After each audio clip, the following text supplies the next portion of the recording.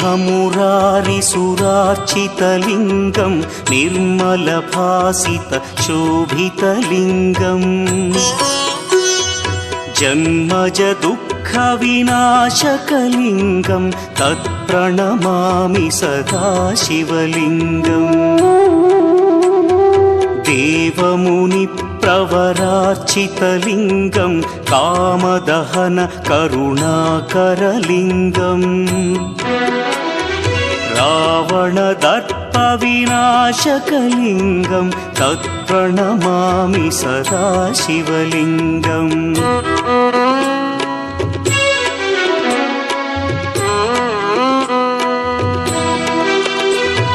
सर्वसुगन्धसुलेपितलिङ्गं बुद्धिविवर्धनकारणलिङ्गं सिद्धसुरासुरवन्द्यलिङ्गम्